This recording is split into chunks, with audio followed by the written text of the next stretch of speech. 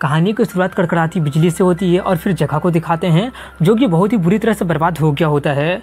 और अब इस वर्ल्ड के बारे में बताया जाता है कि ये वर्ल्ड डार्कनेस में एंटर कर गया है। काफ़ी सारे म्यूटेटेड मॉन्स्टर यहाँ पर हमला करते रहते हैं। म्यूटेटेड चूहे किसी कार के जितना बड़ा है तो म्यूटेटेड बर्ड किसी प्लेन के जितना बड़ा है। लेकिन ये सब तो उन लेजेंडरी इविल बीस्ट के सामने कुछ है ही नहीं जो कि सच में इस दुनिया पर राज करते हैं। और इंसान तो यहाँ पर एंडलेस डिस्पेयर में स्ट्रगल करते रहते हैं। लेकिन फॉर्चुनेटली एक स्टारगेट नाम का गेट का अफेयर होने से इंसानों को एक उम्मीद का किरण मिला था। टैलेंटेड ह्यूमन बीइंग जो कि इस स्टारगेट में एंटर करते हैं उनके पास खुद को अवेकन करके प्रोफेशनल बनने का चांस होता है। और वही प्रोफेशनल ही होते हैं जो कि उन इविल बीइंग से फाइट करके इंसानों का आखिरी उम्मीद बना हुआ है। इतना सब कुछ बताने के बाद अब डॉन सिटी का प्रोफेशनल कम्युनिटी को दिखाते हैं जहाँ पर एमसी को उसका अडॉप्टेड भाई लात मारकर उसी के घर से भगा दिया होता है। एमसी जिसका नाम बाई जिन होता है वो बहुत ही मुश्किलों से उठते हुए कहते हैं कि 10 साल पहले मेरे पेरेंट्स है जो कि अपना जान जोखिम में डालकर तुम्हें बचाकर अडॉप्ट किए थे। यहाँ तक कि तुम्हें प्रोफेशनल बनना भी सिखाए थे और तुम्हें पढ़ाया लिखाया भी थे।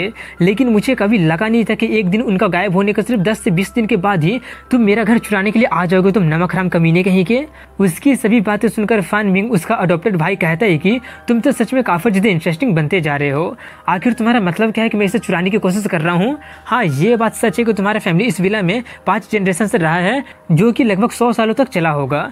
लेकिन फिर भी क्या हो गया? ये मत भूलो कि प्रोफेशनल गिल्ड में मौजूद सभी के सभी घर 6 मेजर प्रोफेशनल गिल्ड के द्वारा ओन किया जाता है। उसकी सभी बातें सुनकर सॉन्ग नाम को उसका एक कुत्ता कहता है कि भाई जिन, आज तुम्हारा 18वां जन्मदिन है लेकिन तुम अभी तक अवेकन करके खुद को प्रोफेशनल नहीं बन पाए हो। इसलिए 6 मेजर गिल्ड का जॉइंट रूल के अकॉर्डिंग में जो लोग एडल्टहुड पहुंचने तक अगर अपने आप को प्रोफेशनल अवेकन नहीं कर पाते हैं तो वो लोग प्रोफेशनल कम्युनिटी में रहने का अपना अधिकार को खो देते हैं। तुम्हारे पेरेंट्स का अडॉप्टेड सन होने के कारण फान मिंग अपने आप इस विला को इनहेरिट करके यहाँ पर रह सकता है। उसकी सभी बातें सुनकर बाई जिन काफ़ी ज़्यादा शॉक्ड हो जाता है और चिल्लाते हुए कहता है मैं कन्विंस नहीं हूँ, तुम भी उसके साथ मिले हुए हो। काफ़ी सारे लोग हैं जो कि अभी तक अपने आप को अवेकन नहीं कर पाए हैं लेकिन वो फिर भी वहाँ पर रह रहे हैं। लेकिन फिर भी मुझे क्यों निकाला जा रहा है? क्या यही मेरे एंसेस्टर और ग्रैंडफादर को कर्मों का फल है जिन्होंने डॉन सिटी के लिए अपने आप को खुद को सेक्रीफाई कर दिया था? उसकी सभी बातें सुनकर सॉन्ग बंदा उसे एक झापड़ मारकर फेंकते हुए कहता है तुम्हारी हिम्मत कैसे हो गया? एक ऑर्डिनरी बंदे होने के बावजूद भी 6 मेजर गिल्ड के रूल पर सवाल करने का आखिर तुम्हारी हिम्मत कैसे हो गया? ये बोलकर वो फान मिंग से कहता मैं ये मैटर तुम पर छोड़ के जा रहा हूँ। बाय द वे वो मत भूलना जो तुम मुझसे प्रॉमिस किए थे। फान मिंग कहता है कि आप ज़्यादा चिंता मत कीजिए, मैं वो जरूर करूँगा जो आपसे प्रॉमिस किया हूँ। उसके जाने के बाद फान मिंग उठ रहे बाई जिन को एक किक मारकर उसके ऊपर लात रखते हुए कहते हैं कि ओ मैं तो तुम्हें यह बताना भूल गया कि बचपन से लेकर अभी तक तुम एक जीनियस होने के बावजूद भी क्या तुम्हें पता है कि तुम अभी तक क्यों अपने आप को अवेकन नहीं कर पाए हो? क्योंकि वो मैं ही था जो कि सीक्रेटली तुम्हें पॉइजन दे रहा था जब तुम सिर्फ 10 साल के बच्चे थे तब से ही। ये सुनकर बाई जिन काफ़ी ज़्यादा शॉक्ड हो जाता है और पूछता है कि तुमने ऐसा क्यों किया? फान मिंग उससे कहते हैं कि तुम काफ़ी ज़्यादा नाइव हो। प्रोफेशनल कम्युनिटी का घर स्टारगेट के पास बनाए गए हैं जो कि डॉन सिटी का सबसे सेफेस्ट जगह में से एक है। स्पेशली तुम्हारा ये वाला विला, ओ अब तो ये मेरा विला हो गया है। स्टार गेट के इतने क्लोज होने के कारण कल्टीवेशन में मुझे काफ़ी ज़्यादा मदद मिलते रहता है। उसकी सभी बातें सुनकर बाई जिन का खून काफ़ी ज़्यादा उबलने लगा होता है और वो काफ़ी गुस्से में उससे पूछता है तो तुम शुरू से ही ये सब प्लॉट कर रहे थे? फान मिंग उससे कहता है कि मैं एक ई रैंक का चीफ होने के कारण मुझे प्रोफेशनल कम्युनिटी का आउटर मोस्ट एज में एक फ्लैट मिल सकता था। लेकिन अगर तुम खुद को अवेकन नहीं कर पाओगे तो जब तुम्हारे पेरेंट्स मारे जाएंगे तो उनका अडॉप्टेड बेटा होने के कारण मैं उनका विला को अपने आप ही इनहेरिट कर लूँगा। बाई जिंग रोते हुए काफ़ी ज़्यादा बेसहारा महसूस करते हुए कहते हैं कि मेरे पेरेंट्स ब्लाइंड थे जो कि तुम्हारे जैसे वाइपर को बचा लिए थे। ये सब सुनकर फान मिंग उससे कहते हैं कॉम्प्लीमेंट के लिए थैंक्स। ओ हाँ, मैं तो ये बताना भूल ही गया कि मैंने ही तुम्हारे पेरेंट्स को झूठा न्यूज़ बताया था, इसलिए वो लोग तुम्हारे इलाज को ढूंढने के लिए निकल पड़े थे। अपने बेटे को जाने को तुम्हें आखिरी चांस देने के लिए जब उन्हें पता चला था कि वहाँ पर काफ़ी ज़्यादा खतरा होगा उसके बावजूद भी वो लोग उसे ढूंढने के लिए चले गए, यानी कि तुम्हें ठीक करने के एक मौका को ढूंढने के लिए खतरा उठाने के लिए भी चले गए। वो लोग फिर भी तुम्हारे लिए सोल्यूशन को ढूंढने के लिए चले गए थे। कितना ग्रेट पेरेंटल लव है। ये सब सुनकर बाई जिन काफ़ी ज़्यादा पागल होने लगा होता है। उसे पगलाता देखकर फान मिंग उसे लात मारकर फेंकते हुए कहता है भाड़ में जा पीस ऑफ सीट कहीं के, तुम स्लम को ही डिजर्व करते हो। अगर तुम यहाँ पर परेशानी खड़ा करना जारी रखोगे तो जेल जाने के लिए तैयार रहना। तुम्हारा अच्छा भाई होने के कारण मैं बहुत ही काइंड हो गया हूँ। बाई जिन वहाँ से जाते हुए कहता है फान मिंग कमीने कहीं के, मैं जरूर आकर तुमसे बदला लूंगा। उससे जाता देखकर फान मिंग उस पर पॉइजन से अटैक करके सोचता है कि हालांकि तुम सिर्फ एक बहुत ही बड़े लूजर के अलावा और कुछ नहीं हो, लेकिन लेकिन मैं फिर भी कोई चांस नहीं लेना चाहता हूँ, क्योंकि मरे हुए लूजर से कोई खतरा नहीं होता है। वहीं पर बाईजिन को दिखाते हैं जिससे कि उस पॉइजन के कारण उसे काफ़ी ज़्यादा दर्द होने लगा होता है और उसका बॉडी का पूरा पावर ख़त्म होने लगा होता है और वो रास्ते पर ही गिर जाता है और वो अभी भी यही सोच रहा होता है कि मैं काफ़ी ज़्यादा अनविलिंग हूँ। और इसी के साथ वहीं पर वो मारा जाता है और जैसे वो मरता है कि तभी वहाँ पर किसी का सोल आकर उसका बॉडी को टेक ओवर कर लेता है और होश में आकर वो बंदा कहता है मुझे कभी लगा नहीं था कि वो लेजेंडरी सीक्रेट टेक्निक सच में काम कर जाएगा, मैं तो सच में रीबॉर्न हो गया हूँ। अब उसके पास्ट लाइफ के बारे में बताया जाता है जहाँ पर वो अपने पिछले लाइफ में वो SSS रैंक का गॉड ऑफ वॉर होता है जिसका नाम मेंग जिंग सेन होता है, जिसे कि उसी की त्यानफेंग नाम की स्टूडेंट धोखे से मार दी होती है। उस अटैक से वो काफ़ी ज़्यादा हैरान रह जाता है और पूछता है कि तुमने ऐसा क्यों किया, मैंने तुम्हें हमेशा अपने बच्चे की तरह पाला लेकिन फिर भी तुमने ऐसा क्यों किया। उसकी स्टूडेंट कहते हैं कि मुझे माफ़ कर दीजिएगा, अगर आप मरेंगे नहीं तो मुझे हमेशा आपके शैडो में ही रहना पड़ेगा और मैं कभी भी दुनिया का सबसे पावरफुल गॉड ऑफ वॉर नहीं बन पाऊंगा। ये सुनकर उसका दूसरा साथी भी कहता है हाँ मेंग, तुम सिर्फ एक इग्नोरेंट वॉरियर हो, ग्रेट डीमन लॉर्ड का पावर तुम्हारे सोच के परे है, आखिर तुम्हारा हिम्मत भी कैसे हो गया उससे फाइट करने के बारे में सोचने का भी। उनकी सभी बातें सुनकर मेंग उन लोगों से कहता है तो शुरू से ये सब सिर्फ तुम लोगों के लिए एक गेम था, फोर्सेस से ज्वाइन करके ग्रेट डीमन लॉर्ड को ख़त्म करके डार्क एज को ख़त्म करना सिर्फ मेरे विशफुल थिंकिंग था, तुम लोग तो कब के मेन काइंड को प्रोटेक्ट करने वाले ओथ को भूल कर करप्ट हो गए हो, अब तो तुम लोग मुझे किसी थ्रेट के जैसा देखते हो, लेकिन क्या तुम लोगों को सच में लगता है कि तुम लोग मुझे इतनी आसानी से ख़त्म कर दोगे, कभी नहीं। मैं मेंग जिंग सेन मेन काइंड का सबसे ताकतवर वॉरियर और अकेला SSS रैंक का गॉड ऑफ वॉर हूँ, आखिर मैं इतनी आसानी से कैसे ख़त्म हो जाऊँगा, मैं दोबारा आऊँगा और इससे भी ताकतवर बन के आऊँगा। ये बोलकर वो अपने लेजेंडरी री इनकारनेशन वाला सीक्रेट टेक्निक का यूज करके वहाँ से भाग जाता है और इसी के साथ उसका फ्लैशबैक खत्म हो जाता है जहाँ पर मेंग यानी को कैसे चुन सकता है। तभी उसे बाईजिन का सभी मेमोरी मिल जाती है। उसके बारे में सब कुछ जानकर वो कहता है तो म्यूचुअल अट्रैक्शन और सिमिलर ऑब्सेशन होने के कारण ही मेरा सोल इस बॉडी को चुना है, क्या मरने से पहले ये भी अनविलिंग था, अगर ऐसी बात है तो कोई बात नहीं, मैं तुम्हारा आखिरी इच्छा को जरूर पूरा कर दूंगा। जैसे ही वो ये कहते हैं कि बाईजिन का सोल पूरी तरह से वहाँ से गायब हो जाता है जिससे उसका री इनकारनेशन वाला टेक्निक पूरा हो जाता है और अब वो उस बॉडी का असली ओनर बन जाता है।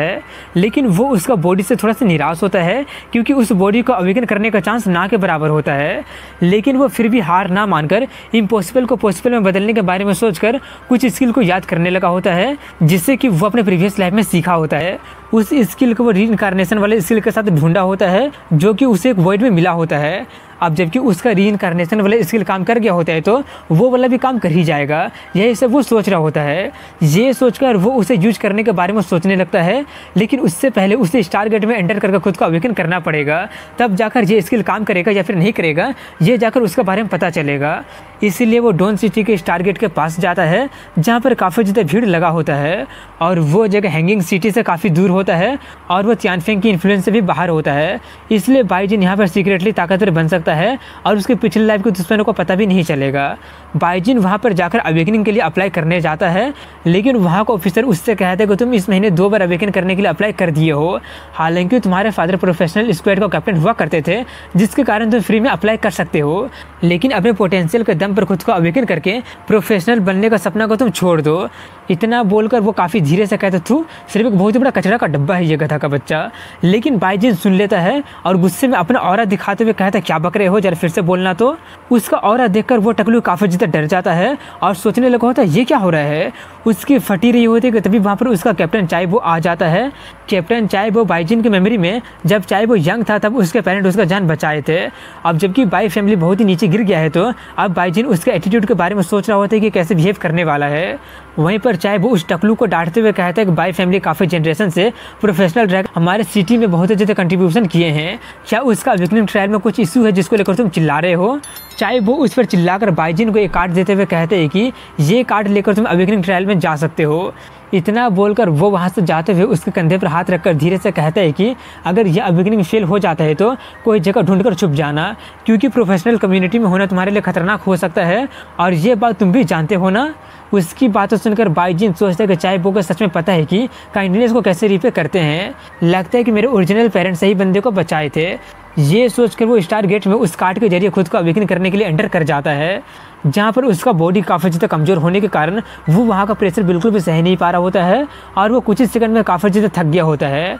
अब यहाँ पर बताया जाता है कि पोटेंशियल टेस्टर जो कि स्टारगेट से रेजोनेट करके उनके साथ कॉन्ट्रैक्ट स्टेबलाइज कर सकते हैं, वो लोग खुद को अवेकन करके प्रोफेशनल बन सकते हैं और एक बंदा जितना जितना ज़्यादा स्टार पावर को रिसीव करेगा उसका बॉडी उतना बड़ा ट्रांसफॉर्मेशन में जाएगा और उसका फ्यूचर अचीवमेंट उतने ज़्यादा हाई होगा।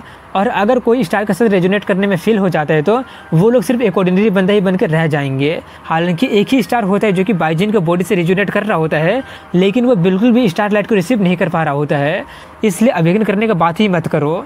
बाइजिन को पहले से उसको उम्मीद हो गया होता है, इसलिए अब वो अपने लेजेंडरी 6 पाथ वाला टेक्निक का यूज करने लगता है, जिससे उससे काफ़ी ज़्यादा मात्रा में स्टार लाइट, जिससे देखने में वो बिल्कुल सन जैसा लग रहा होता है, जो देखकर सभी लोग एक बिल्कुल काफ़ी ज़्यादा चौंक गए होते हैं। वहीं पर उसका पहला स्टेप पूरा हो गया होता है, इसलिए अब वो उसका दूसरा स्टेप एक्टिवेट करने लगता है, जिसमें खुद को अवेकन करने के लिए उसे स्टार लाइट के फ्लेम को सहना पड़ता है।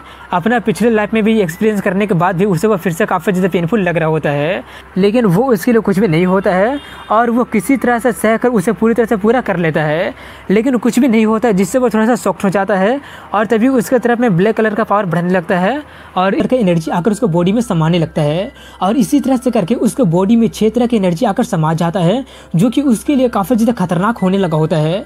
लेकिन वो अपना सीक्रेट टेक्निक का यूज करके उन सभी पावर को ऑब्जॉर्ब कर लेता है और कुछ देर के बाद में वो उसमें सफल भी हो जाता है, जिससे उसका बॉडी में से वो पॉइजन पूरी तरह से गायब हो जाता है, जिससे वो काफ़ी ज़्यादा खुश होता है और वो ये देखने लगा होता है कि आखिर वो कौन सा प्रोफेशन को अवेकन किया है। लेकिन अपना प्रोफेशन को देखकर वो काफ़ी ज़्यादा हैरान रह जाता है। अब एक छोटा सा इन्फॉर्मेशन बताया जाता है कि अवेकन करने के बाद में उसके प्रोफेशन नाइट का अनवेवरिंग कॉन्फिडेंस होता है और समनर का चाओटिक परसेप्शन होता है। इतना बताने के बाद बाइजिन को दिखाते हैं, जहाँ पर वो हैरान इसलिए हो गया होता है क्योंकि वो सभी 6 के 6 प्रोफेशन का अवेकन एक साथ कर लिया होता है। और बाइजिन वेल इन्फॉर्म होता है कि अभी तक वो सिर्फ डबल एट्रीब्यूट वाला अवेकनर के बारे में ही सुना होता है और वो तो खुद ही सभी के सभी प्रोफेशन का अवेकन कर लिया होता है। अपनी इस फाउंडेशन से वो अपने प्रीवियस लाइफ का अचीवमेंट को आराम से सरपास कर देगा। अपना प्रोफेशन अवेकन करने के बाद वो टारगेट से बाहर निकलने लगा होता है, जहाँ पर उससे बाहर आता देखकर फानविंग कहता है कि तुम फिर से अवेकन करने चले गए थे, कितनी बार मैं तुमसे कहूँ कि तुम सिर्फ रिसोर्सेज को वेस्ट कर रहे हो। मैंने तुम्हें पहले वार्न किया था ना, स्लम में जाकर रहो ताकि तुम वहाँ पर कुछ दिनों तक जिंदा भी रह पाओगे। लेकिन लगता है कि उसका बात को पूरा करने से पहले ही बाइजिन उसे भाड़ में जाने के लिए बोलकर इग्नोर करके वहाँ से चला जाता है। उसका उस बर्ताव से फानविंग काफ़ी ज़्यादा शॉक्ड रह जाता है, लेकिन जल्दी से होश में आकर चिल्लाने लगा होता है कि आखिर मुझसे ऐसे बातें करने की तुम्हारी हिम्मत कैसे हो गया। ये बोलकर वो सोचता है कि मैंने उसे अपने हाथों से पॉइजन दिया था, लेकिन फिर भी वो अभी तक जिंदा क्या कर रहा है। अगर ऐसी बात है तो मुझे उसे खुद ही मारना पड़ेगा। इतना सोचकर वो अपना नाइफ निकाल कर कहता है कि अब तो तुम अपने भाई की भी बात नहीं मानोगे क्या, आज मुझे तुम्हारे पेरेंट्स के बदले में तुम्हें सबक सिखाना पड़ेगा। ये बोलकर वो अटैक करने के लिए आगे बढ़ जाता है, जो देखकर बाइजिन उससे कहने की कोशिश करता है कोई बेवकूफ़ी मत करो, लेकिन तब तक फानविंग उससे काफ़ी करीब पहुंच गया होता है और कहता है कि मर्सीलेस होने के लिए मुझे ब्लेम मत करना। उसका अटैक को देखकर बाइजिन सोचते हैं कि bronze level talent speed E rank थिप skill का स्नेक अटैक, ये तो सच में मुझे मारना चाहता है, लेकिन ये थिप तो छिप कर स्नेक अटैक करने के बजाय सामने से मुझे मार रहा है। कितना बड़ा बेवकूफ़ है। इस तरह के स्किल यूज करने से वो पूरी तरह से अपने आप को खुला छोड़ देता है। और मेरे पास तो सभी प्रोफेशन भी है, अगर हमारे बीच में लेवल गैप होता भी है फिर भी मैं ही जीतूंगा। ये बोलकर वो उसके गाल पर एक पंच कर देता है, जिससे वो काफ़ी दूर फेंका जाता है, जो देखकर सभी लोग काफ़ी ज़्यादा हैरानी से कहने लगे होते हैं कि क्या वो यूजलेस बाइजिन फानविंग को मार के फेंक दिया है, और वो भी सिर्फ एक ही पंच में, आखिर ये कैसे हो गया है। वहीं पर अपने आप को संभालते हुए फानविंग सोचने लगा होता है कि आखिर ये पॉसिबल कैसे हो सकता है, जरूर ये कोई गलती ही होगा। वहीं पर बाइजिन काफ़ी ज़्यादा थक गया होता है, क्योंकि वो अभी अभी अपना प्रोफेशन का अवेकन किया होता है और वो किसी तरह का कोई भी स्किल का भी नहीं सीखा होता है या फिर कोई भी टैलेंट को अक्वायर नहीं किया होता है। बाइजिन उससे किसी तरह से उससे डील करने के बारे में सोच ही रहा होता है कि तभी वहाँ पर चाहे वो आते हुए उससे कहते हैं कि फानविंग तुम उस बंदे पर अटैक कर रहे हो जो कि अभी अभी खुद को अवेकन किया है, क्या तुम जेल वेल तो नहीं जाना चाहते हो ना। उसे देखकर फानविंग कहते हैं कि बाइजिन पिछले कुछ महीने में कई बार अवेकनिंग ट्रायल के लिए अप्लाई किया है और वो भी फ्री में, इसलिए अपना पावर को गलत यूज करने के लिए तुम्हें तुम्हारे पोजीशन से डिसमिस कर देना चाहिए। चाहे वो उससे कहता है कि मैंने अपने पावर को बाइजिन के लिए यूज किया है या फिर नहीं किया है, इससे तुम्हारा कोई भी लेना देना नहीं है। और अगर बाइजिन अपना प्रोफेशन को अवेकन किया है या फिर नहीं किया है, अगर तुम अंधे नहीं होगे तो आराम से देख सकते हो। ये सुनकर वहाँ पर मौजूद सभी लोग बाइजिन के बारे में ही बातें करने लगे होते हैं। उन सभी लोगों की बातें सुनकर फानविंग काफ़ी ज़्यादा हैरानी से सोचने लगा होता है कि ये तो इम्पॉसिबल है, आखिर ये हो कैसे गया। मैं ही काफ़ी सालों से उसे जहर दे रहा था, आखिर उतना ज़्यादा कमज़ोर बॉडी कैसा अवेकन कर सकता है। एक तरफ में वो ये सोच कर काफ़ी ज़्यादा हैरान हो रहा होता है, तो दूसरी तरफ में चाहे वो जाकर बाइजिन को चेक करके कहता है कि तुम तो वॉरियर प्रोफेशन का अवेकन किए हो, ये एक्सप्लेन कर रहा है कि तुमने उतना ज़्यादा एक्सप्लोसिव पंच कैसे कर दिया। ये सुनकर सभी लोग फिर से बातें करने लगे होते हैं कि ये फानविंग तो सच में बहुत ही बड़ा इडियट है, एक वॉरियर के सामने अपने एडवांटेज को गिव अप करके बहुत ही बड़ा बेवकूफ़ी कर दिया है। उनकी बातें सुनकर बाईजून सोचते कि अगर उन्हें पता चल जाता है कि मैंने सभी के सभी 6 के 6 प्रोफेशन का अवेकन कर लिया है तो वो जानकर तो वो सभी के सभी लोग शॉक के मारे ही मारे जाएंगे और मैं भी बहुत ही बड़ा मुसीबत में पड़ जाऊंगा। अच्छा हुआ कि मेरे पास एक और मेरा स्किल था जिसका यूज करके मैंने से वॉरियर प्रोफेशन को भी रिलीज किया है। तभी चाहे वो उससे कहता है कि तुमने किसी प्रोफेशनल नॉलेज को सीख लेते हैं, वही लोग टैलेंट असेसमेंट के लिए अप्लाई कर सकते हैं। सिर्फ टैलेंट असेसमेंट के थ्रू ही कोई अपना अकैम्पनिंग टैलेंट को ऑब्टेन कर सकता है और तब जाकर वो लोग असली प्रोफेशनल बन सकते हैं। अकैम्पनिंग टैलेंट पैसिव स्किल होता है। सभी प्रोफेशनल अपने लाइफ में सिर्फ एक ही टैलेंट को ले सकते हैं। इनेट स्किल का क्वालिटी ही किसी प्रोफेशनल का लाइफ टाइम अचीवमेंट को डिटरमाइन कर सकता है। उसके बारे में सब कुछ बताकर चाहे वो उससे कहते हैं कि तुम्हें अपना ख्याल रखना पड़ेगा। उसकी सभी बातें मानकर बाईजून उससे कहता है अब ज़्यादा चिंता मत कीजिए, मैं पूरी तरह से कॉन्फिडेंस हूँ। ये बोलकर वो अपने रास्ते जाने लगा होता है। उससे जाता देखकर फानबिंग काफ़ी गुस्से में कहता है कि वो गधा का बच्चा अभी अभी अपना प्रोफेशन का अवेकन किया है और टैलेंट असेसमेंट में जा रहा कितना बड़ा इग्नोरेंट फूल है। लेकिन ये बात सच है कि उसका जिंदा रहना मेरे लिए खतरनाक है, इसलिए उसे तो मरना ही पड़ेगा। दूर से वो सब देखकर बाईजून सोचता है कि जरूर वो अनग्रेटफुल एरोगेंट फूल कुछ घटिया प्लान बना रहा होगा। जब मैं अपना अकैम्पिंग टैलेंट हासिल करके ऑफिशियल ई रैंक का प्रोफेशनल बन जाऊंगा तब तुम्हारे जैसा ई रैंक का थिप को कुचलना मेरे लिए बाएं हाथ का खेल हो जाएगा।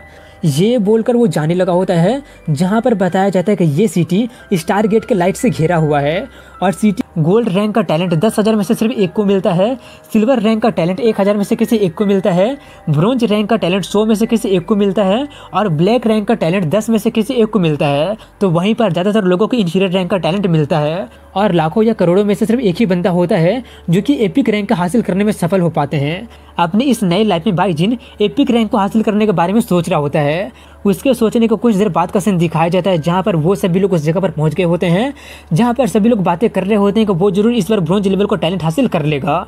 इसी तरह की बातें सभी लोग कर रहे होते हैं, लेकिन उन्हीं सभी लोगों में से अलग बाईजून को दिखाते हैं जो कि किताब पढ़कर आगे बढ़ रहा होता है और भी इन्फॉर्मेशन को गैदर कर रहा होता है और बिना किसी पर ध्यान दिए आगे बढ़ रहा होता है। उससे देखकर सभी लोग कहने लगे होते हैं अरे ये तो वही बाईजून है ना जो कि अभी अभी अवेकन किया है। वो हमेशा अपने पेरेंट का क्रेडिट पर डिपेंड होकर हर साल अवेकन करने के लिए अप्लाई करते रहता था। इतना बार अप्लाई करने के बाद तो कोई पिग भी अवेकन कर ही लेगा और यहाँ पर किताब पढ़ रहा है, लगता है कि वो अवेकन करने के बाद डम बन गया है। उन सभी लोगों की बातें सुनकर बाईजून सोचता है कि 3 साल तक गिल्ड में पढ़ाई करने के बाद ये लोग अप्रेंटिस बने हैं, लेकिन फिर भी ये लोग कितना ज़्यादा इग्नोरेंट है। ये भी बिल्कुल क्रिस्टल क्लियर है कि जो भी मेजर गिल्ड डिस्क्लोज करता है वो चीप और बेसिक नॉलेज होता है। रियल इन्फॉर्मेशन तो हाई रैंक के प्रोफेशनल में सर्कुलेट होते रहता है और वो लोग तो ये भी नहीं जानते हैं कि स्टारलाइट गिफ्ट का टेस्ट में ताकत ही सबसे जरूरी नहीं होता है, बल्कि विजडम, विल और करेज भी इंपॉर्टेंट होता है। तभी एक वायलेट हेयर कलर की लड़की को दिखाते हैं जो कि अपने 2 बॉडीगार्ड के साथ आई होती है। उसे देखकर सभी लोग कहने लगे होते हैं कि ये तो लिन फैमिली की लिंसी है ना, 11 साल में अवेकन करके टॉप जीनियस वो बन गई थी। काफ़ी अजीब बात है कि वो अपने प्रोफेशनल अवेकन करने के बाद 5 साल के बाद यहाँ पे क्या कर रही है। उसे तो असेसमेंट में काफ़ी टाइम पहले पार्टिसिपेट कर लेना चाहिए था ना, लेकिन वो अभी यहाँ पे क्या कर रही है। वेल जब ये जीनियस का वर्ड हम लोग नहीं समझ सकते हैं। उसके बारे में सुनकर बाईजून उसे देखकर सोचता है कि रिच फैमिली की बच्ची है। वेल उसका ऑरा उतना स्ट्रॉन्ग तो लग नहीं रहा है, ऑर्डिनरी अप्रेंटिस से ज़्यादा स्ट्रॉन्ग नहीं है, लेकिन उसका सोल काफ़ी ज़्यादा कंडेंस लग रहा है। तभी स्टारलाइट गिफ्ट का ग्रेव कीपर को दिखाते हैं जिसमें 34 साल का शाइगोंग डॉन सिटी का आर्चर गिल्ड का हायर रैंक का डीकॉन होता है और उसका कॉम्बैट एबिलिटी सी रैंक का होता है। दूसरा 36 साल का धुआन सा नाम का बंदा होता है और वो डॉन सिटी का वॉरियर गिल्ड का हाई रैंकिंग डीकॉन होता है और उसका कॉम्बैट एबिलिटी भी सी रैंक का होता है। धुआन कहा था मैंने सुना कि लिन फैमिली की लड़की 11 साल की उम्र में आर्चर प्रोफेशन को अवेकन कर ली थी। वो काफ़ी सालों तक प्रिपेयर की है, लगता है कि तुम्हारा आर्चर गिल्ड को कोई खजाना मिलने वाला है। शाइगोंग उससे कहता ज़्यादा जल्दी जज मत करो, टैलेंट असेसमेंट तो चांस पर डिपेंड करता है। ये सब बोलने के लिए अभी काफ़ी जल्दी हो रहा है। ये बोलकर वो सोचते कि इंटरनल इन्फॉर्मेशन का अकॉर्डिंग में इस टाइम लिन फैमिली पूरी तरह से प्रिपेयर होकर आया है और हाई रैंक का अकम्पनिंग टैलेंट को लेने के लिए उसके पास पूरा चांस है, लेकिन ये सब मैं तुम लोगों को नहीं बताऊंगा। वहीं पर धुआन उसका मजाक उड़ाते हुए कहता है कि अकम्पनिंग टैलेंट चांस पर भी डिपेंड करता है। मैं ये सोच रहा हूँ कि अगर उसका लक खराब हुआ और उसे ब्लैक आयरन मिल गया तो क्या होगा। ये सुनकर वो उस पर चिल्लाने लगा होता है कि जिंक्स करना बंद करो। उन्हें लड़ता देखकर बाकी के ग्रेव कीपर सभी लोगों को उसमें भेजने के लिए पहले अपने एंसेस्टर को थैंक्स करने के लिए कहता है, उसके बारे में कुछ बताता है और वहाँ पर जाने का पोर्टल को खोल देता है जिसमें सभी लोग जाने लगे होते हैं और इस एंटर कर जाते हैं, जहाँ पर बाईजून अपना किताब पढ़ते पढ़ते आगे बढ़ रहा होता है, जिसे देखकर कुछ लोग उसका मजाक उड़ाते हुए कह रहे होते हैं कि क्या वो डम तो नहीं है ना, वो यहाँ पर आकर किताबें पढ़ रहा है, शायद वो पहले से ही मरने का मन बना लिया है। तभी एक मोटा बंदा बाईजून से कहता है कि मैं तो तुम्हें जानता हूँ, तुम तो वही फेमस गार्बेज बाईजून हो ना, अगर तुम्हें किताब पढ़ना है तो जाकर क्लासरूम में पढ़ो ना, यहाँ पर दिखावा करने की क्या जरूरत है। इसका जवाब में बाईजून उसे कुछ भी नहीं बोलकर सिर्फ उसे घूरने लगता है। उसकी आंखें देखकर मोटा बंदा थोड़ा सा डर जाता है और कहता है कि मुझे ऐसे क्यों घूर रहे हो, जल्दी से मेरे रास्ते से हटो। बाईजिन वहाँ से जाते हुए कहता है अबे मोटे कहीं का अपना ख्याल रखना। ये सुनकर वो मोटका काफी ज़्यादा भड़क जाता है और कहता है मुझे मोटा कहने का अगर तुम्हारी हिम्मत कैसे हो गया। मोटा बंदा चिल्ला ही रहा होता है कि तभी एक एंसेस्टर का सोल आकर उसका असेसमेंट को शुरू कर देता है, जो देखकर सभी लोग कहने लगे होते हैं कि वो फैटी तो हीरोइक स्पिरिट असेसमेंट में एंटर कर गया है।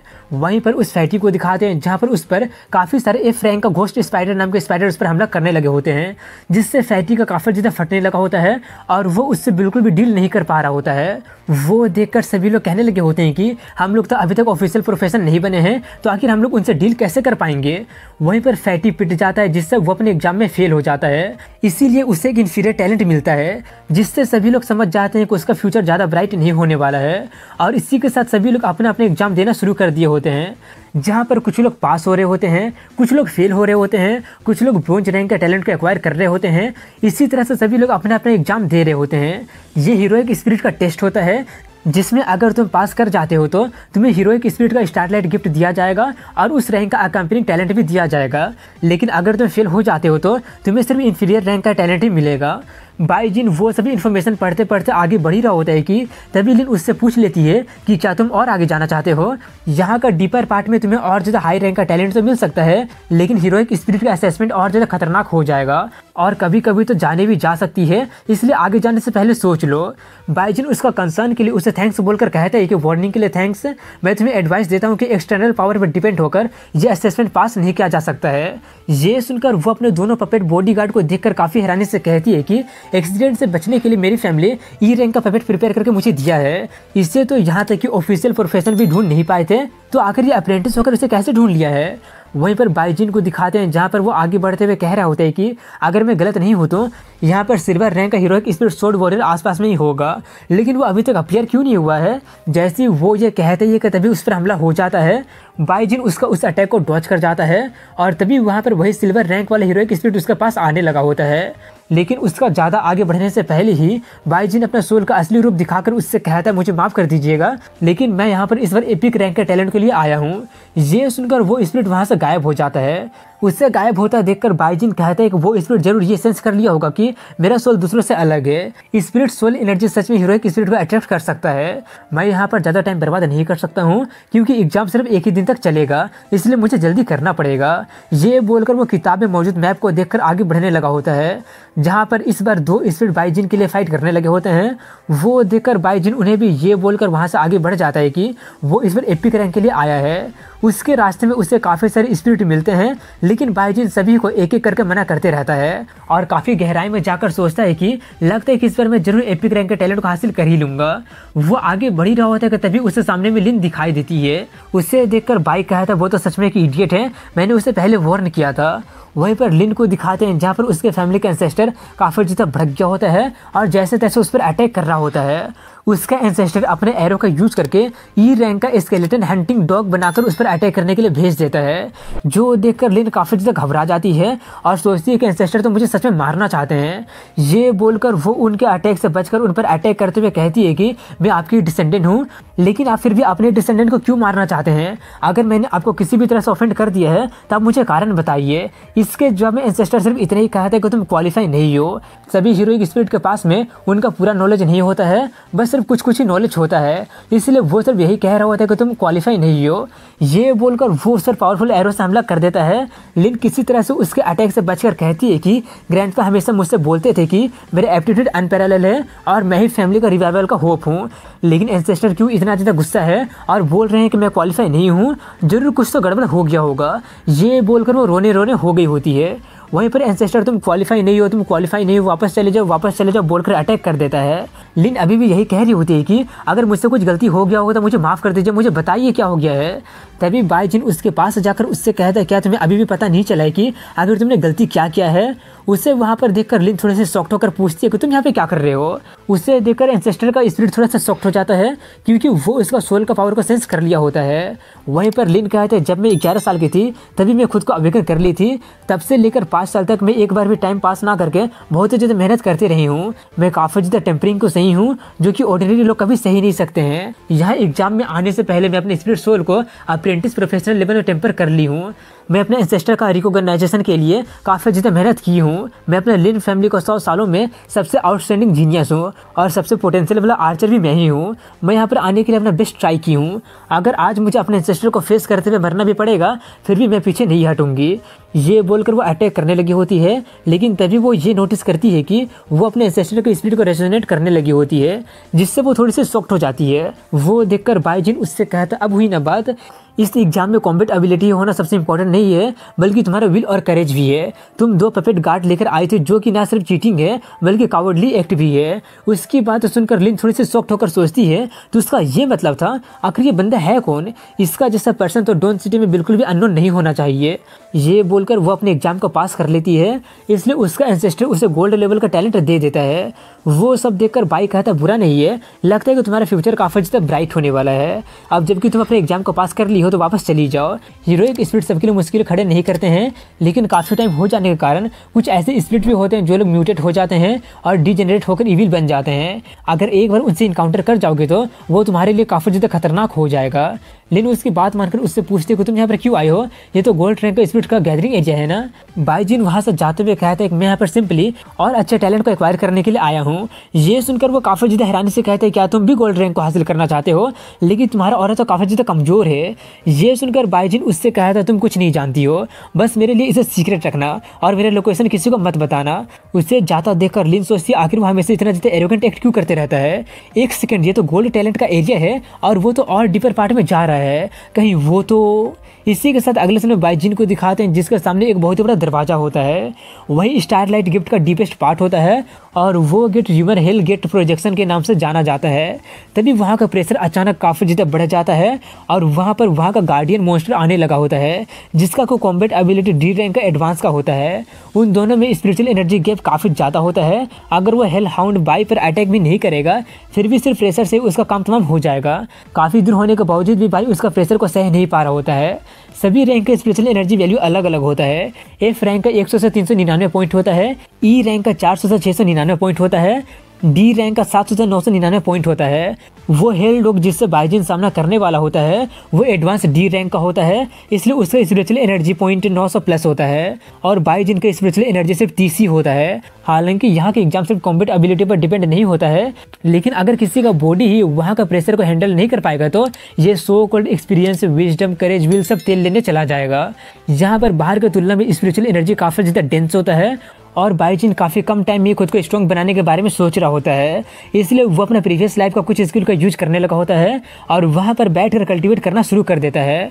और उसके पास 6 प्रोफेशन होने के कारण वो काफ़ी तेज़ी स्पीड में स्पिरिचुअल एनर्जी को ऑब्जर्व कर पा रहा होता है और वो काफ़ी कम टाइम तक कल्टीवेट करने के बाद ही उसका स्पिरिचुअल एनर्जी बढ़कर 99 पहुँच गया होता है, जो कि अप्रेंटिस का मैक्सिमम लेवल होता है। बिना अकम्पनिंग टैलेंट हासिल किए उसका बॉडी और ज़्यादा स्पिरिचुअल एनर्जी को कंटेन नहीं कर सकता है, लेकिन 99 ही काफ़ी होता है उस कुत्ते से डील करने के लिए। तभी वहाँ पर मौजूद हेल हाउंड जाग जाता है और वो बाईजिन का स्वागत करने लगा होता है, जो कि डी रैंक में सबसे फिरोसियस बीस्ट होता है और उसके पास सबसे खतरनाक बोन स्पिरिट फायर होता है, जो कि किसी को सोल को भी जला कर रख सकता है। वहाँ पर किसी को होने की मौजूदगी को फील करके उस जगह में मौजूद हीरोइक स्पिरिट जाग जाते हैं और कहते हैं कि 100 सालों के बाद में क्या फाइनली कोई असेसमेंट के लिए आ गया है, चलो पहले उसका हेल हाउंड को हराने का इंतजार करते हैं फिर देखते हैं क्या करना है। ये बोलकर वो लोग देखने लगते हैं। वो हेल हाउंड असली हेल हाउंड नहीं होता है, बल्कि असली का सिर्फ स्पिरिट का फ्रेगमेंट होता है, जो कि आकर बाईजिन पर स्पिरिचुअल एनर्जी रैंक सेपरेशन नाम के स्किल से हमला कर देता है। लेकिन उसका कोई फ़ायदा नहीं होता है, क्योंकि अगर कुछ देर पहले की बात होती तो उससे बाईजिन को कोई फ़र्क पड़ सकता था, लेकिन अब उस तरह का अटैक उसके खिलाफ यूजलेस होता है। बाईजिन अपना एक स्किल का यूज करके उसके स्किल को काउंटर कर देता है और उस पर अटैक कर देता है, लेकिन बाईजिन का अभी को कॉम्बैट एबिलिटी काफ़ी ज़्यादा कम होता है, इसलिए वो सिर्फ उस पर छोटा सा खरोची कर पाता है। वहीं पर बाईजिन उससे बार बार पपी पपी बुलाकर उसका काफ़ी ज़्यादा मजाक उड़ा देता है, जिससे वो डॉग काफ़ी ज़्यादा भड़क जाता है और फिर अटैक करने के लिए आगे बढ़ता है और बाइजिन को खाने जाता है, जिससे कि बाइजिन बिल्कुल भी डॉज करता ही नहीं है, जिससे वो डॉगी उसे खा जाता है। लेकिन बाइजिन उसके मुंह के आर पर जा पा रहा होता है। बाइजिन को पहले से ही पता चल गया होता है कि ऐसा कुछ हो सकता है, क्योंकि ये जगह सिर्फ असेसमेंट के लिए होता है, इसलिए वो लोग असली डी रैंक के मॉन्स्टर को असेसमेंट में कभी डालेंगे ही नहीं। उसके बारे में जानकर वो उस हेलहाउंड के प्रोजेक्शन को काफ़ी आसानी से ख़त्म कर देता है और बाइजिन को एक और बात को लेकर शक हो गया होता है, और वो ये होता है कि बाइजिन को उसका भड़काने पर वो काफ़ी ज़्यादा भड़क भी गया होता है। अगर वो असली वाला हेल कुत्ता होता तो ऐसा कभी होता ही नहीं, क्योंकि असली वाला कुत्ता अनडेड क्रिएचर है जिसके पास कोई भी इमोशन है ही नहीं, इसलिए वो कभी गुस्सा होगा ही नहीं। बाइजिन जैसे उस गुत्थी को सुलझाता है वैसे ही आगे जाने का दरवाजा खुल जाता है, इसलिए वो उसमें एंटर कर जाता है और इसी के साथ बाइजिन स्टारलाइट गिफ्ट का सबसे डीपेस्ट पार्ट में पहुंच जाता है, जहां पर एक झरना भी होता है। बाइजिन वहां का नज़ारा देख ही रहा होता है कि तभी अचानक उस पर हमला हो जाता है और इसी के साथ यहीं पर बाइजिन उसे नोटिस करके बहुत ही मुश्किलों से उसे डॉज कर लेता है और उसका ऑरा से वो समझ जाता है कि जरूर कोई एस रैंक वाला हमला किया होगा, और तभी फिर से वहाँ पर एक हीरोइक स्पिरिट आकर उस पर अपना स्वॉर्ड से हमला करने लगता है। बाइजिन को भी पता होता है कि अगर एक बार उससे लग जाता है तो उसका काम तमाम हो जाएगा। तभी वो एपिक रैंक वाला हीरोइक स्पिरिट उस पर अटैक कर देता है, जिससे वहाँ पर जोरदार धमाका हो जाता है, लेकिन वो उसके सर के कुछ इंचेस के ऊपर में अपना स्वॉर्ड को रोक दिया होता है। वो स्पिरिट उसे नहीं रोका होता है, बल्कि बाइजिन अपना सोल पावर का यूज करके उसे रोका होता है और उससे कहता है कि मुझे अटेम्प्ट करना बंद कीजिए, मैं यहाँ पर अपने लक के बेसिस पर नहीं आया हूँ। अब ये मत कहिए कि आप ये भी नहीं समझ पा रहे हैं। उसकी बातें सुनकर वो स्पिरिट उससे कहता है कि तुम एक अप्रेंटिस लेवल का प्रोफेशन होने के बावजूद भी यहाँ पर आने का तुम्हारी हिम्मत कैसे हो गई, और यहाँ पर आकर तुम एक एपिक रैंक वाले को चैलेंज कर रहे हो, क्या तुम मरना तो नहीं चाहते हो ना। बाइजिन उससे कहता है कि मैं आपको सीनियर के तौर पर रिस्पेक्ट पे कर रहा हूँ, इसलिए वर्ड को लेकर मुझसे टेस्ट मत कीजिए। वो उसकी बातें सुनकर वो स्पिरिट, जिसके पास बाकी के स्पिरिट की तुलना में अभी भी उसके पास उसका विजडम होता है, वो उससे कहता है क्या तुम्हें लगता है कि तुम यहाँ पर आ गए हो तो तुम एपिक रैंक के टेस्ट को पास कर जाओगे, तुम तो सच में नाइव हो। आज मैं तुम्हें दिखाता हूँ कि एपिक रैंक वाले कितना ज़्यादा पावरफुल हो सकते हैं। ये बोलकर वो बाइजिन को किसी अरीना में टेलीपोर्ट कर देता है, जहाँ पर उसका लेवल बढ़कर ई रैंक में वो पहुँच गया होता है और उसका स्पिरिचुअल पावर बढ़कर 400 हो गया होता है, जो कि उससे काफ़ी ज़्यादा अजीब लग रहा होता है कि ये क्या हो रहा है। वहीं पर बाहर में दिखाते हैं जहाँ पर बाइजिन वहाँ पर बैठा होता है, जिससे हमें पता चल जाता है कि बाइजिन किसी इल्यूजन में एंटर कर गया होता है और उससे वहाँ पर मौजूद बाकी के स्पिरिट भी देख रहे होते हैं और उसी के बारे में बातें कर रहे होते हैं कि 100 सालों में यही वो पहला बंदा है जो कि यहाँ पर आया है। लेकिन अप्रेंटिस प्रोफेशन के लिए तो ई रैंक का टेस्ट भी काफ़ी ज़्यादा मुश्किल होता है। दूसरा कहता है कि हाँ, मैंने बस कभी ये नहीं सोचा था कि इस बच्चे का फिजिक इतना ज़्यादा स्ट्रॉन्ग होगा कि वो 6 प्रोफेशनल को अवेकन कर लेगा। तीसरा कहता है क्या तुम्हें लगता है कि लिन में उस बच्चे पर ईजी जाएगा। इसके जवाब में दूसरा कहता है नहीं, हीरोइक स्पिरिट के रूल को वो ऐसे नहीं तोड़ सकता है, अगर वो इस पर ईजी भी जाता है तो हमारा बारी आ जाएगा एक्शन लेने का। वहीं पर बाइजिन को दिखाते हैं जहाँ पर अब उसे पता चल गया होता है कि वो किसी तरह का फैंटेसी में एंटर कर गया है। वहीं पर लिन में अपना स्वॉर्ड को साइड में रख देता है और बाइजिन को एक स्वॉर्ड देकर उससे कहता है कि ये टेस्ट इल्यूजन में होने के कारण हम दोनों का रैंक ई रैंक में पहुंच गया है। सेम कॉम्बैट एबिलिटी के कारण अगर तुम मुझे एक कदम भी पीछे कर दोगे तो तुम पास हो जाओगे। ये सुनकर बाइजिन उससे पूछते कि अगर सेम कॉम्बैट एबिलिटी है तो तुम अपना वेपन का यूज क्यों नहीं कर रहे हो, क्या तुम्हें लगता है कि तुम्हारे पिछले एस रैंक का कॉम्बैट एक्सपीरियंस का दम पर तुम मुझसे जीत सकते हो। ये बोलकर वो अपना स्वॉर्ड स्किल से हमला करने लगता है। उसका स्वॉर्ड स्किल को देखकर लिन में काफ़ी ज़्यादा हैरानी से सोचने लगा होता है कि ये प्रोफिशिएंट स्वॉर्ड स्किल को तो कोई अप्रेंटिस लेवल वाले यूज नहीं कर सकता है। अगर मेरे पास मेरा वेपन भी रहेगा फिर भी उसका वायलेंट अटैक को डिफेंड करना काफ़ी ज़्यादा मुश्किल हो सकता है, और वैसे भी मैं उसे डॉज नहीं कर सकता हूँ। और तभी बाइजिन उसे हरा देता है, जिससे वो काफ़ी ज़्यादा शॉक्ड रह जाता है और सोचता है कि वो जिस स्किल का यूज कर रहा है वो मेरे वाले को तो काफ़ी ज़्यादा सरपास कर दिया है। मुझे ऐसा क्यों लग रहा है जैसे कि मैं किसी डबल एस रैंक के गॉड ऑफ वॉर से फाइट कर रहा हूँ। इसका जैसा किसी से तो मैं अपना फास्ट लाइफ में कभी एनकाउंटर किया ही नहीं था। तभी बाइजिन उससे कहते हैं कि आपको मुझ पर इजी जाने की ज़रूरत नहीं है, आप अपना पूरा पावर का यूज कीजिए और एक अच्छा फाइट करते हैं। उसकी बातें मानकर वो अपना स्वॉर्ड लेकर आता है और उससे फाइट करना शुरू कर देता है, जहाँ पर सिर्फ कुछ ही अटैक में बाइजिन उसके हाथों से उसका स्वॉर्ड को ड्रॉप करवा देता है। और ये उनका 10वां राउंड होता है जिसमें भी लिन में हार गया होता है, इसलिए वो अपना हार स्वीकार कर लेता है। जो सुनकर बाइजिन खुश होता है और सोचता है कि इस रिजल्ट के आधार पर तो एपिक रैंक का टैलेंट एक्वायर करना इनफ होगा।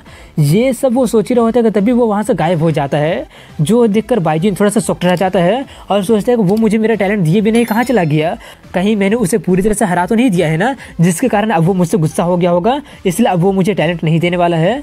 वहीं पर बाहर में दिखाया जाता है जहाँ पर लिन वे का कॉन्शियसनेस वापस उसके बॉडी में आ गया होता है, जो देखकर सभी लोग कहने लगे होते हैं कि कितना जल्दी वो वापस आ गया है। लिन वे अभी तक अपना टैलेंट को नहीं दिया है, तो इसका मतलब वो बच्चा हार गया होगा। लेकिन एक सेकेंड, वो बच्चा अभी तक अपना कॉन्शियसनेस को गेन क्यों नहीं किया है? ये सब देखकर वो लोग लिन वे से पूछते हैं कि तुमने अभी तक अरीना को क्लोज क्यों नहीं किए हो। तभी लिन वे उनसे कहते हैं कि मैं हार गया हूँ। उसकी बातों सुनकर सभी लोग काफ़ी ज़्यादा हैरान रह जाते हैं और उसकी बातों पर विश्वास ना करके कहने लगे होते हैं कि मजाक करना बंद करो। अगर तुम अपने रैंक को सप्रेस भी कर दोगे फिर भी वो तुम्हें हरा नहीं पाएगा, तुम हारोगे ही नहीं। कहीं तुम उस पर इजी तो नहीं गए हो ना? लिन वे कहता है कि मैं उस पर इजी नहीं गया था और मैं पूरी तरह से हार गया हूँ। उसका टैलेंट हमारी उम्मीदों को बहुत ही पूरी तरह से सरपास कर दिया है, इसलिए मेरे पास एक प्लान है। ये बोलकर वो उन्हें अपना प्लान के बारे में बता देता है। उसका प्लान सुनकर सभी लोग उससे कहते हैं कि तुम्हें नहीं लगता कि तुम्हारा प्लान काफ़ी ज़्यादा क्रेजी है? लिन वे कहता है लेकिन वो सच में टैलेंटेड है, इसलिए ये ट्राई करना वर्थ इट होगा। दूसरा कहता है लेकिन मैं तुम्हारी बातों पर विश्वास कैसे कर लूँ? तभी एक बंदा कहता है कि चलो इसे और ज़्यादा क्रेजी बना देते हैं। ये बोलकर वो सभी लोग अरीना में एंटर कर जाते हैं। वो 6 लोग होते हैं और सभी अपने प्रोफेशन के एपिक रैंक पर होते हैं। उन्हें देखकर बाइजिन सोचते हैं कि मैंने कभी सोचा नहीं था कि डॉन सिटी के स्टाइलेट गिफ्ट लैंड के डीपेस्ट पार्ट में सभी लोग एपिक रैंक के होंगे।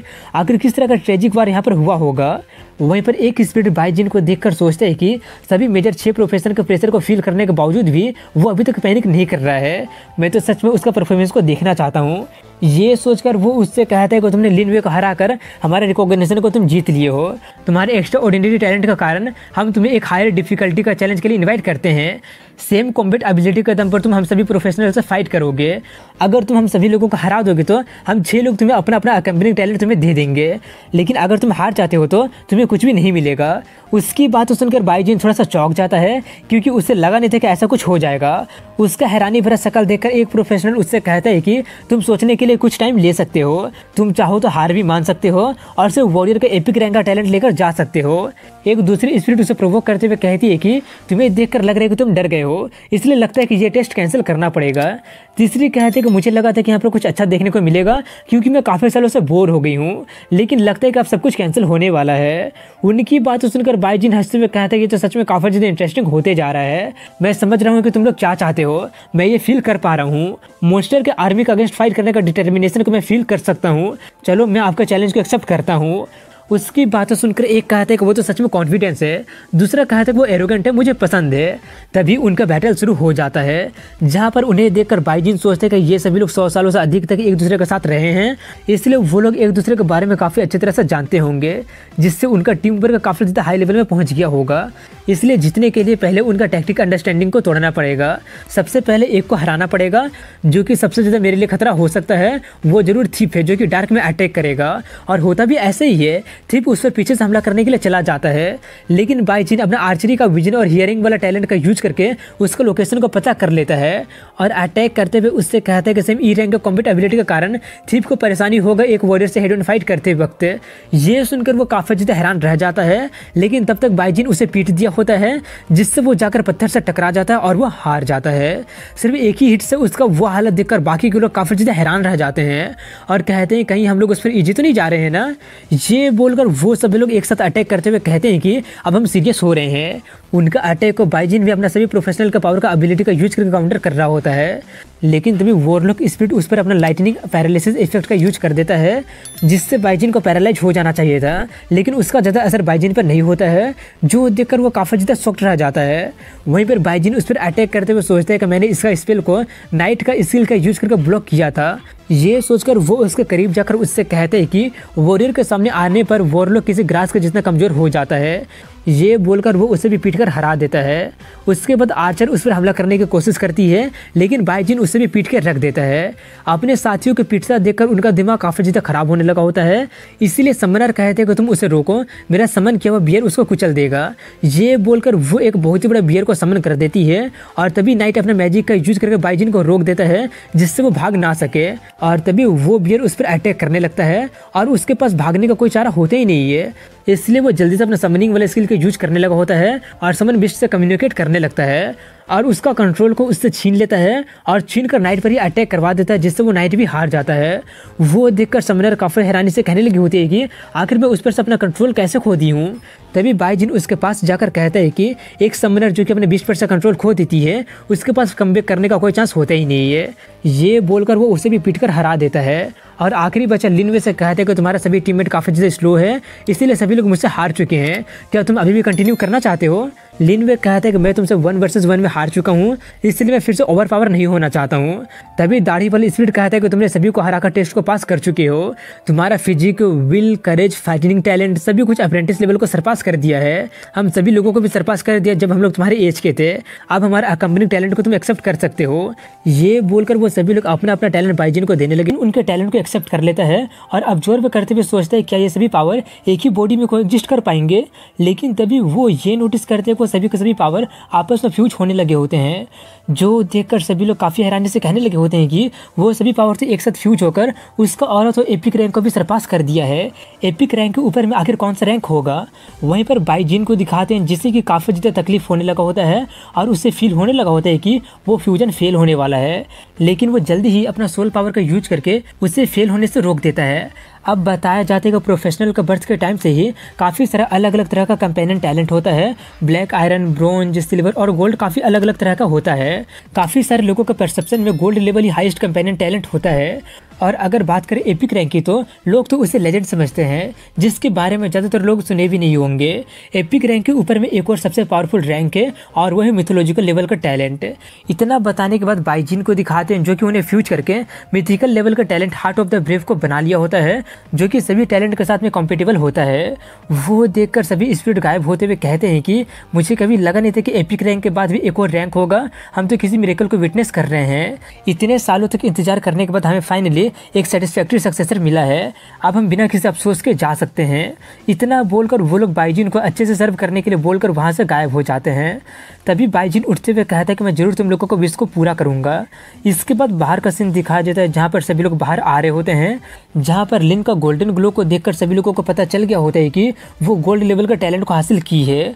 कुछ लोग उससे जल रहे होते हैं तो कुछ लोग उसके लिए काफ़ी ज़्यादा खुश हो रहे होते हैं। वहीं पर अपना इतना ज़्यादा तारीफ सुनकर वो थोड़ी सी शर्माते हुए कहती है कि मैं इतनी भी आउटस्टैंडिंग नहीं हूँ। ये सुनकर शाइगोंग दुआन का मजाक उड़ाते हुए कहता है कि तुम काफ़ी ज़्यादा मॉडेस्ट हो रही हो, गोल्ड लेवल का टैलेंट तो डॉन सिटी सिर्फ 10 साल में एक ही बार प्रोड्यूस करता है, लेकिन यहाँ पर तो कोई वॉरियर गिल्ड वाला है जो कि असेसमेंट से पहले ही फेंक रहा था। ये सुनकर दुआन काफ़ी ज़्यादा भड़क जाता है और चिल्लाते हुए कहता है आखिर तुम इतना ज़्यादा लकी क्यों हो रहे हो, तुम्हारा आर्चर गिल्ड सिर्फ लकी था। लक बदलता है जल्दी ही या फिर बाद में हमारे वॉरियर गिल्ड के पास भी एक गोल्ड लेवल का जीनियस आ जाएगा। ये सुनकर वो उसका मजाक उड़ाते हुए कहता है क्या ऐसी बात है, तो ठीक है मैं भी जरूर देखूंगा। तभी लिन बाईजिन को ढूंढते हुए सोचती है कि वो कहाँ चला गया, कहीं इसका मतलब वो अभी तक बाहर निकला तो नहीं है ना। तभी शाइगोंग कहते हैं कि अब गेट बंद होने वाला है, इसलिए अब मैं अनाउंस करता हूँ कि असेसमेंट। उसका बात को पूरा करने से पहले वो उसे रोकते हुए कहती है कि आपको नहीं लगता कि ये कुछ ज़्यादा जल्दी हो रहा है, मेरा मतलब है कि कुछ और लोग होंगे जो कि अभी तक नहीं आए होंगे। इसके जवाब में शाइगोंग कहता अगर वो अभी तक नहीं आया होगा तो इसका हाई चांस ये होगा कि वो असेसमेंट फेल कर गया होगा। लेकिन तभी बाईजिन बाहर आ जाता है, जिससे देखकर सभी लोग कहने लगे होते हैं कि देखो कोई आ रहा है, अरे ये तो वही यूजलेस बाईजिन है, ये अभी अभी आ रहा है, वो जरूर छुप रहा होगा, असेसमेंट को फेस करने से वो डर रहा होगा। ये सब बोलकर वो सभी लोग उसका मजाक उड़ाने लगे होते हैं। उनकी बातें सुनकर लिन को उसका नाम पता चल जाता है। वहीं पर उनकी बातें सुनकर बाईजिन अपने मन में कहता है कि ये सभी लोग तो कुएं का मेढक है। तभी वॉरियर गिल्ड का दुआन उससे पूछता है कि इस असेसमेंट में तुम्हारा टैलेंट का ग्रेड है। उसका पूछने से पहले बाईजिन गोल्ड कलर का ग्लो करने लगा होता है, जिससे सभी लोग काफ़ी ज़्यादा शॉक्ड रह जाते हैं और उसी के बारे में बातें करने लगे होते हैं। वहीं पर उनकी बातें सुनकर बाईजिन सोचता है कि heart of the brave mythical talent है, ये किसी भी लेवल के रेडियंस को दिखा सकता है। गोल्ड लेवल टैलेंट ही मैं अपने पिछले लाइफ में अचीव किया था, गोल्ड लेवल से मुझे वॉरियर गिल्ड में इनफ रिस्पेक्ट मिलना चाहिए, जिससे मेरा काम फ्यूचर में और ज़्यादा आसान हो जाएगा। इतना सोचकर वो बाकियों से कहता है कि तुम लोग सिर्फ बंच ऑफ फूल हो जो कि सिर्फ दूसरों को मॉक करते रहते हो। ये सोचो कि तुम लोग अपने स्ट्रेंथ को कैसे इंप्रूव करोगे, ना कि दूसरों को मॉक कैसे करोगे। ये सुनकर उसके बारे में बुरा भला बोलने वाले सभी लोगों का मुंह बंद हो जाता है और वो लोग काफ़ी ज़्यादा डरते हुए कहने लगे होते हैं कि अच्छा नहीं हो रहा है, हमने डॉन सिटी की इंपॉर्टेंट फिगर को ऑफेंड कर दिया है। वहीं पर उससे देखकर लिन सोचते उसका ग्रेड गोल्ड है, लेकिन जिस जगह पर वो गया था वो तो सबसे डीपेस्ट पार्ट था ना, ये सब वो सोच रहे होते कि तभी बाईजिन उसे चुप रहने के लिए इशारा करता है।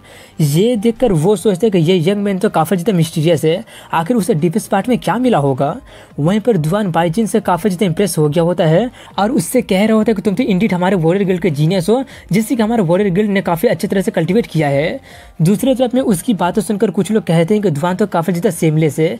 इससे पहले तो दुआन बाईजिन के बारे में कुछ जानता भी नहीं था, लेकिन अब वो कैसे बोल रहे हैं कि वॉरियर गिल्ड ने उसे कल्टिवेट किया है। शाइकुंग कहता है कि जो भी हो 2 गोल्ड लेवल का टैलेंट एक रिकॉर्ड ब्रेकिंग इवेंट है, मुझे जल्दी से जाकर हायर अप को रिपोर्ट करना पड़ेगा। इसके बाद कुछ देर बाद का सीन दिखाया जाता है जहाँ पर सभी प्रोफेशनल उन दोनों के बारे में बातें कर रहे होते हैं और उनमें से बाईजिन का नाम सुनकर फान बिन काफ़ी ज़्यादा शॉक्ड रह जाता है और काफ़ी गुस्से में कहता है आखिर ये पॉसिबल कैसे हो सकता है। अब इसके बाद अगले समय डॉन सिटी के वॉरियर गिल्ड को दिखाते हैं जहाँ पर सभी लोग बाईजिन को देखकर उसी के बारे में बातें कर रहे होते हैं। तभी दुआन बाईजिन से कहता है कि तुम्हारा सारा पेपर वर्क कंप्लीट हो गया है, अब से तुम एक वॉरियर हो, मैं डॉन सिटी का वॉरियर गिल्ड के बिहाफ में तुम्हारा वेलकम करता हूँ। ये बोलकर वो उसे अपने साथ लेकर जाते हुए कहता है कि हमारे पास गिल्ड का रिवॉर्ड है जो कि तुम्हारे से मैच करता है।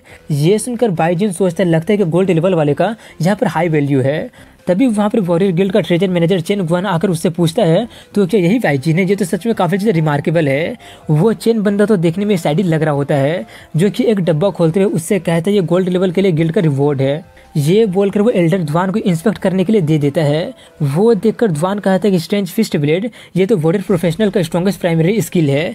मैनेजर चेन तुम्हारे पास तो सच में अच्छा टेस्ट है। चेन कहता है कि हमारा वॉरियर गिल्ड फाइनली एक गोल्ड लेवल को प्रोड्यूस किया है, तो ऑफकोर्स हमें उस पर ध्यान देना चाहिए। उस किताब के नीचे में 10 प्राइमरी स्टोन होता है, जो देखकर दुआन कहते हैं कि गोल्ड लेवल का रिवॉर्ड तो सच में काफ़ी ज़्यादा ऑसम है, मुझे तो सिर्फ एक ही प्राइमरी स्टोन मिला था। वहीं पर बाईजिन को दिखाते हैं जहाँ पर वो उस स्ट्रेंज फिस्ट ब्लेड वाले स्किल को पढ़ रहा होता है, लेकिन तभी उसे उसमें कुछ गड़बड़ मिलती है जिससे वो थोड़ा सा शॉक्ड रह जाता है।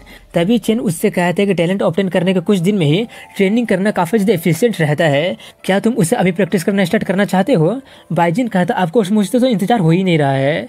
इसके बाद कुछ देर बाद का सीन दिखाया जाता है जहाँ पर चेन अपने ऑफिस में जाता है, जहाँ पर उसका इंतजार पहले से फानबिन कर रहा होता है, जो उससे देखकर पूछता है सिचुएशन क्या है। चेन कहते हैं कि अगर बात इस तरह की चीज़ें की आती है तो मैं इसमें काफ़ी ज़्यादा रिलायबल हूँ। मॉडिफाइड स्ट्रेंज फिस्ट ब्लेड को मैंने बाईजिन को दे दिया है, अगर वो उसे कुछ दिनों तक प्रैक्टिस करेगा तो उसे जरूर ब्लैकलिस्ट हो जाएगा और जब टाइम आएगा तो तुम गिल्ड को उसके साथ ड्यूएल करने के लिए अप्लाई करोगे और मैं इसका गारंटी लेता हूँ कि तुम उसे सबके सामने एलिमिनेट कर दोगे। ये सुनकर फानबिन उसका काफ़ी ज़्यादा थैंक्स करते हुए कहता है कि तुम तो सच में रिलायबल हो, अगर मैं बाईजिन को टेक डाउन कर देता हूँ तो मैं ऑफिशियली बाई फैमिली के लेगेसी को इनहेरिट कर लूँगा और तब जाकर मैं तुम्हें अच्छा खासा रिवॉर्ड दूंगा। चेन कहते हैं कि हम सभी लोग तो अपने सुपीरियर के लिए काम कर रहे हैं, तुम बस रिवॉर्ड डिसाइड करके रखना। ये सुनकर फानबिन काफ़ी ज़्यादा पागलों के जैसे हंसते हुए कहता है कि फानबिन अगर तुम गोल्ड लेवल का टैलेंट अवेकन कर भी लियो हो फिर भी तुम मेरी हाथों से मरोगे, तुम्हारा बाई फैमिली का सभी चीज़ें मेरी हो जाएंगी। अगले समय बाईजिन को दिखाते हैं जहाँ पर वो उस स्किल को देखकर कह रहा होता है कि जो भी इसे टेम्पर्ड किया होगा वो सिंपल नहीं है, यहाँ तक कि दुआन जैसा सी लेवल का वॉरियर भी इस फ्लो को देख नहीं पाया है। अगर मेरा पास्ट लाइफ के एक्सपीरियंस का बात नहीं होता तो मुझे भी कुछ पता चलता ही नहीं। चेन गुआन के एक्शन से पता चल रहा है कि जरूर इसका टेम्परिंग में वही इन्वॉल्व होगा, मुझे सिर्फ ये नहीं पता है कि इसमें फानबिन रिलेटेड है या फिर नहीं है। और उसके साथ एक कम्युनिटी मैनेजर सॉन्ग क्यान भी मिला हुआ है और बाईजिन का पेरेंट का सस्पिशियस डिसअपीयरेंस भी उसी के साथ मिला हुआ है। ये सब तो काफ़ी ज़्यादा इंटरेस्टिंग है, लगता है कि बाई फैमिली का अराउंड में कोई हिडन मास्टरमाइंड होगा। मैं तो सच में नाटक शुरू होने का इंतजार कर रहा हूँ, इस तरह से प्राइमरी स्किल को तो मैं आसानी से ठीक कर सकता हूँ। ये बोलकर वो इस स्किल बुक को खोल कर रख देता है और अपना स्टोन को देखते हुए कहते हैं कि एल्डर दुआन को वहाँ पर होने से मुझे नहीं लगता कि स्टोन को टेम्पर करने की हिम्मत उसमें होगा। स्टार स्टोन मैजिकल क्रिस्टल होता है जिसमें कि स्टार गेट का पावर कंडेंस हुआ रहता है। स्टार स्टोन का ग्रेड प्राइमरी, इंटरमीडिएट और एडवांस में डिवाइडेड होता है। इस स्टोन से स्टार गेट का पावर को ऑब्जर्व करने से किसी का स्ट्रेंथ और स्किल काफ़ी ज़्यादा एनहांस किया जा सकता है। ये काफ़ी ज़्यादा रेयर ट्रेजर होता है। हालांकि बाईजिन काफ़ी सारे एडवांस रैंक का स्किल को जानता है, लेकिन उससे उसका स्ट्रेंथ को जल्दी से बढ़ाने के लिए उसे शुरू से शुरू करना पड़ेगा। हालांकि वो अपने प्रीवियस लाइफ में पढ़ाई नहीं किया था, लेकिन उसे फिर भी पता होता है कि स्ट्रेंज फिस्ट ब्लेड वॉरियर का सबसे स्ट्रॉन्गेस्ट प्राइमरी स्किल होता है। उसका ट्रेनिंग का डिफिकल्टी कम नहीं होता है, लेकिन बाईजिन के लिए ये ज़्यादा प्रॉब्लम नहीं होगा। इसलिए बाईजिन सभी स्टोन को ऑब्जर्व करना शुरू कर दिया होता है और उसके साथ साथ वो उस स्किल को सीखना भी स्टार्ट कर दिया होता है। लेकिन तभी अचानक उसके हाथ में काफ़ी ज़्यादा दर्द होने लगा होता है और अगर वो 6 प्रोफेशनल को अवेकन नहीं किया होता जिससे उसका बॉडी काफ़ी ज़्यादा ताकतवर और फ्लेक्सिबल बन गया होता है, तो अब तक उसका हाथ काफ़ी ज़्यादा जख्मी हो गया होता है और उसे ठीक होने में कुछ महीने भी लग सकते थे। दूसरा वॉरियर जो कि इस स्किल को ट्रेन करना चाहते हैं, उन्हें टैलेंट के अलावा लगभग लगभग 1 साल से ज़्यादा टाइम भी लग सकता है इसे अडेप्ट करने में, और यही तो इसे अमेजिंग भी बनाता है। वहीं पर बाइजिन फिर से सीखना शुरू कर दिया होता है और सीख कर वो अपने हाथ में एनर्जी को कंडेंस करके एक ब्लेड बना पाने लगा होता है। इसलिए वो जल्दी से एक स्वॉर्ड लेकर उससे अटैक करता है, जिससे दीवार में दरार पड़ जाती है। उसका पावर से वो काफ़ी ज़्यादा सेटिस्फाई होता है और उसे पूरी तरह से सीख लिया होता है, इसलिए अब वो बाहर जाने वाला होता है। फान बिन बाहर में उसका इंतजार कर रहा होता है। उससे आता देखकर फान बिन उसे एक चैलेंज लेटर दिखाते हुए कहता है कि ये मेरा चैलेंज लेटर है, ड्यूएल के जरिए हम लोग ये डिसाइड करेंगे कि बाई फैमिली का कौन वेल्थ का असली हकदार होगा। तो बोलो, क्या तुम मेरे चैलेंज को एक्सेप्ट करते हो? उसका उस तमाशा को यहाँ पर मौजूद काफ़ी सारे लोगों भी देख रहे होते हैं। जिन उससे कहता तुम तो गार्बेज कहेंगे, तुम तो सच में काफ़ी ज़्यादा मजाकिया हो। अब मैं एक प्रोफेशनल बन गया हूँ तो जाहिर से बात है कि अपने पेरेंट के लेगेसी को मैं इनहेरिट करूँगा। दूसरी तरफ में तुम्हें कमीने कहेंगे उसे छीनने की आखिर तुम्हारी हिम्मत भी कैसे हो रहा है? ये सुनकर वहाँ पर मौजूद सभी लोग भी उसी के बारे में बातें करने लगे होते हैं कि ये तो वाई फैमिली का फोस्टर चाइल्ड है ना, तो यही वो वाइपर है जो कि वाई जिन से उसका फैमिली का लेगेसी को चुराने की कोशिश कर रहा है। इस तरीके का काम करने की हिम्मत करने पर तो उसे वॉरियर गिल्ड से बाहर फेंक देना चाहिए। ये सब सुनकर फान बिन जल्दी से सभी लोगों को अपना चैलेंज लेटर दिखाते हुए कहने लगा होता है कि ध्यान से देखो, ये मेरा चैलेंज लेटर है और इसे प्रोफेशनल गिल्ड ने भी अप्रूव कर दिया है। ये एक फैमिली मैटर है, इसलिए मैं चाहता हूँ कि तुम लोग इसमें इंटरफेयर मत करो। वो देखकर सभी लोग काफ़ी ज़्यादा हैरानी से कहने लगे होते हैं कि आखिर गिल्ड ये सब अलाउ कैसे कर सकता है। दूसरा कहते हैं इसमें आखिर बड़ा डील ही क्या है। वो सब हाई और माइटी हायर अप डार्क में स्क्रीमिंग करते रहते हैं। तभी फान बिन बाई जिन को प्रोवोक करते हुए कहता है कि बाई फैमिली का मेंशन ऑलरेडी मेरे नाम पर आ गया है, अगर तुम इस ड्यूअल को एक्सेप्ट नहीं करोगे तो उसे वापस पाने का अपना सपना को भूल जाना। ये वही घर है जहाँ पर तुम अपने माँ बाप के साथ बड़े हुए हो, इसलिए बोलो क्या तुम लाइफ और डेथ के चैलेंज को एक्सेप्ट करते हो? जैसे वो ये कहता है कि बाई जिन कुछ ही सेकंड में उसके हाथ से लेटर को ले लेता है। उसका स्पीड को देखकर वो काफ़ी ज़्यादा शॉक्ड रह जाता है कि ये क्या हो गया। तभी बाई जिन उससे कहता है कि मैं तुम्हारे चैलेंज को एक्सेप्ट करता हूँ। वहीं पर फान बिन अभी भी उसका स्पीड देखकर काफ़ी ज़्यादा हैरानी में होता है कि ये कैसा हो गया, और सोचते हैं कि उसका स्पीड तो काफ़ी ज़्यादा है, कहीं वो स्पीड से रिलेटेड गोल्ड लेवल का टैलेंट तो वेकन नहीं किया है ना। हाँ, शायद यही हो सकता है। अच्छा वो कि हायर विजिलेंट थे और वो लोग पहले ही स्ट्रेंज फिस्ट ब्लेड को टेम्पर कर दिए थे। जब बैटल इंटेंसिफाई होगा तब अगर उसका स्किल अबनॉर्मल होने लगेगा तो उसका खेल आराम से ख़त्म हो जाएगा और तब सिर्फ डेथ ही उसका इंतजार करेगा। इतना सोचकर वो अपने ई लेवल के स्किल का यूज करके उस पर अटैक करने के लिए आगे बढ़ता है, लेकिन बाई जिन उसको उस मूव को काफ़ी आसानी से ब्लॉक करते हुए कहता है कि फिर से यही मूव कर रहे हो, क्या तुम्हारे पास कुछ और दूसरा स्किल नहीं है क्या? वो देखकर फान बिन काफ़ी ज़्यादा शॉक्ड रह जाता है और पूछता है कि तुम उस मूव को ऐसा ब्लॉक कैसे कर लिए हो, आखिर ये पॉसिबल कैसे हो सकता है? इस बार मैंने सच में अपने मूवमेंट को हाइड कर लिया था। तभी बाई जिन उस पर स्ट्रेंज फिस्ट ब्लेड वाले स्किल से अटैक करते हुए कहता है कि फील करो, यही स्किल तुम मेरे लिए सिलेक्ट किए थे। ये बोलकर वो उस स्किल का यूज करके उस पर अटैक कर देता है, जिससे फान बिन काफ़ी दूर फेंका जाता है। लेकिन जल्दी से वो खुद को संभालते हुए कहता है आखिर तुम बिल्कुल ठीक कैसे हो सकते हो। वहीं पर वो फाइट देखकर सभी लोग बाई जिन का तारीफ करने लगे होते हैं। तो कुछ लोग कह रहे होते हैं कि ये तो indeed once in a decade genius है, उसने तो एक ही दिन में स्ट्रॉन्ग फिस्ट ब्लेड को मास्टर भी कर लिया है और ई लेवल पर तो हेड ऑन डोमिनेट भी कर रहा है। दूसरी तरफ में तभी बाई जिन फिर से फान बिन पर अटैक कर देता है, लेकिन उससे कुछ होता ही नहीं है। जो देखकर बाई जिन उससे कहता है कि मुझे लगा नहीं था कि तुम्हें कुछ होगा नहीं। इसके जवाब में फान बिन कहता है कि तुम्हें बिल्कुल भी इसकी उम्मीद नहीं थी ना, लेकिन मैं एक top notch defensive golden silk armour पहना हुआ हूँ, तुम सिर्फ एक एफ रैंक के वॉरियर हो, इसलिए तुम मुझे कैसे चोट पहुंचा सकते हो। ये देखकर सभी लोग फान बिन को फिर से कर्स करने लगे होते हैं कि वो तो काफ़ी ज़्यादा डिस्पाइसेबल है। लेकिन दूसरा बंदा फान बिन को डिफेंड करते हुए कहते हैं इसमें गलती क्या है, अगर तुम्हारे पास पैसा है तो तुम भी खरीद सकते हो, और किसी ने ये नहीं कहा था कि तुम चैलेंज के दौरान आर्मर नहीं पहन सकते हो। वहीं पर फान बिन उससे कहता है कि तुम्हारे साथ अच्छा लक हुआ करता था, लेकिन आज तुम्हें मरना ही पड़ेगा। ये बोलकर वो अपना डुअल सर्पेंट स्किल से हमला कर देता है।